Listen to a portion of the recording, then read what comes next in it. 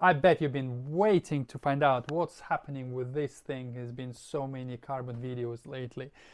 Stay tuned to find out what's been happening, what the plan is, and also find out who is the new partner supporting RuskiWeldFab for this season.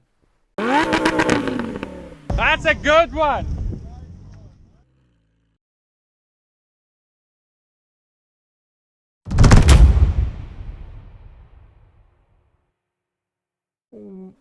Welcome back, guys, to RuskiWeldFab!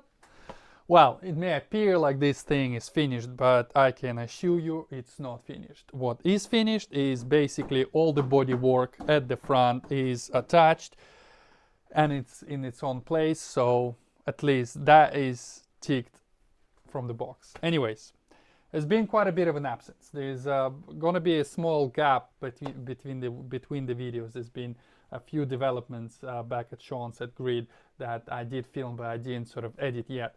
We'll release them shortly. But you'd be happy to know that the car is back with me. It's been back here for a couple of weeks now. Unfortunately, I haven't had any time to work on it. I mean, I did for the past 3-4 days, but before I had to go on a short holiday vacation. You know, family comes first. And yeah, the progress kind of stalled a little bit, but it's here and it's on axle stands. All right, let's talk about updates. Or would you like to know who is my new partner, sponsor? I'm extremely excited. Let me actually reveal. What do I want to show you? Do you know what this T7 stand for? Yes, guys, T7 Design. I am extremely happy to announce that T7 Design are going to be sponsoring me, well, partnering with me, really, for 2023 season, and I'm extremely happy for a number of reasons. One, their quality of work is renowned to be outstanding. If you're building a K20, K24, Honda, whatever, you know, if you need some parts, you immediately sort of start searching on Google, and one of the first companies, apart from Tegiva, obviously, I mean, look at this thing, come up as a T7. So this is their water plate kit, basically replaces the original thermostat housing and everything, and you attach your alternator to that. This is a Mark II version. I'm extremely proud to announce that I'm testing a Mark II version. There's been a lot of development and improvements with this thing. Unfortunately, I don't have the Mark I. I never had the Mark I, so I can't really compare side by side. But I've been told it's lighter, it's stronger, and it's just much, much better. And I have to say, guys, quality of machining work is outstanding. I mean, look at this part. It's literally like a work of art. It's crazy. So what I got from T7, you'll probably asking, before I share you the cherry on the cake, and I'm sure some of you probably seen it on Instagram, not on my Instagram, wink wink.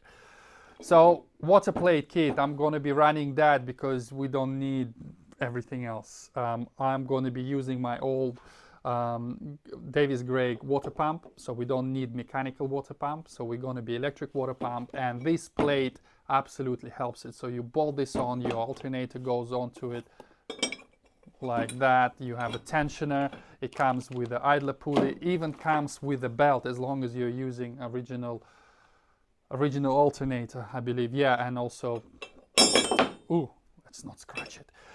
So that is all fantastic. Definitely is gonna help me with space under the bonnet. Also, one of those amazing little things, T7 Design made their own version of an adapter plate for the oil filter housing.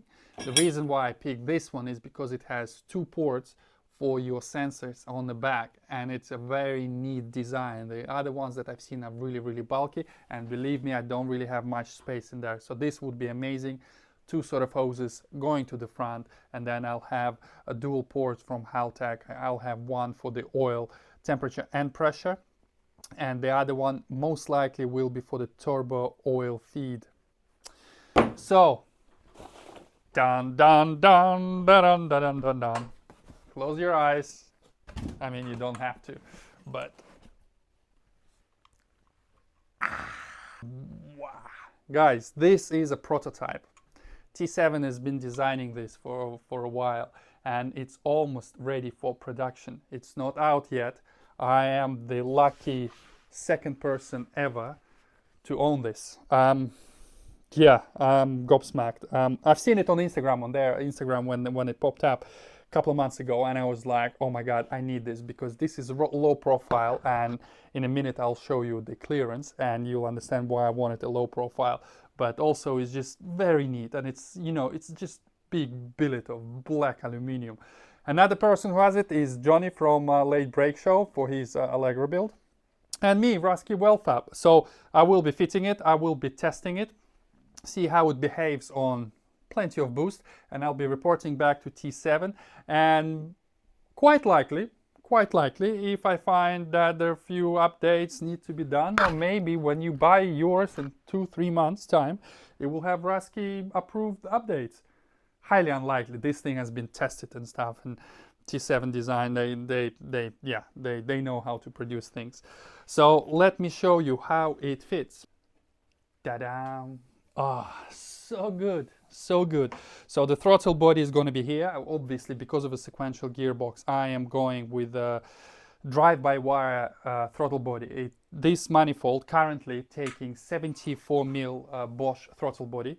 In the future, when the commercial version gets released, they will have adapter plates to bolt different throttle bodies. I'm not sure yet what sizes, but I've been told that there will be quite a few popular ones, and most likely standard Honda one as well. It comes with its own fuel rail. It's ridiculous, this thing, because it seats really, really, really, how do you put it, like this? Yeah, it's a low profile fuel rail. So it means it doesn't sort of stick out like a usual one. It basically just bolts right flush with the manifold itself. And it takes EN19, I forgot the name. Basically all the standard injectors. I'll be running 1000cc injectors, the grams injectors. I got kindly been supplied by Tegiwa. What else do I need to show you guys? I've been doing a lot of welding. I have been doing a lot of welding. Things like this. You see these holes, everything needs to be covered. So it's been quite an effort to actually go into all those crannies and everything. Like this one, for example, there's one here underneath, in here, obviously around the tubes. All of this needs to be welded. I had to add my new... Maybe, you know what, maybe, let me know in the comments. I'll make a video about this, why this is here like that. But it is one of the best sort of solutions for jacking your car. These slots like this, jack from this, you can actually sit the car, and it welded straight onto the cage on the inside. The dash is in. I made all of the brackets, so that thing is pretty much permanently already in place. Haven't done anything at the back yet. So yeah, nothing is here at the moment. To be fair, there is not much that needs to sort of go back into here. Only a fuel tank, and for fuel tank it's a really simple sort of bar that goes across. I'll be able to transfer my carbon floor cover from the other car, and that's pretty much it. I'm not using dry sump, so there is no dry sump, whatever tank needs to be attached. Basically just a battery and a bit of wiring, so that shouldn't be too much of a problem. This will go Kevlar, this side definitely. I'll obviously make extra videos to show you how I am going to accomplish all of that, but look at this. It's almost looking like a real race car. Also completely forgot to mention, well, fun fact, I did ask T7 when they were sending me this, does it take a standard gasket like a Renault engine did? And they were like, no. You don't need a gasket. It comes with O-rings. So simple, literally. So yeah, guys, I think I'm gonna end this one here. Very quick midweek update. Lots to do. I have officially, today is Wednesday, so 4.5 weeks to finish this car. I'm not sure how I'm going to accomplish this. The plan is, well, the plan was this week to start throwing some wires and all of my Haltech goodies into here. I'm not quite sure if I have time for it tomorrow because there's a lot of things that needs to be done before the actual wires go in. Because last thing I want to do is throw some wires and then end up sort of welding and cutting stuff. So I need sort of all the hardware to be in its own places so I know where everything goes. Guys, thank you very much. There'll probably be a big video on Sunday. So don't forget to subscribe, like this video, go on Instagram and like T7 Designs, and do leave some comments under one of their pinned videos about this thing and let them know, would you like one? I mean, this thing is marvelous. I think it's literally the cherry on the cake. Anyways, enough chit chat. I'll see you later. Bye.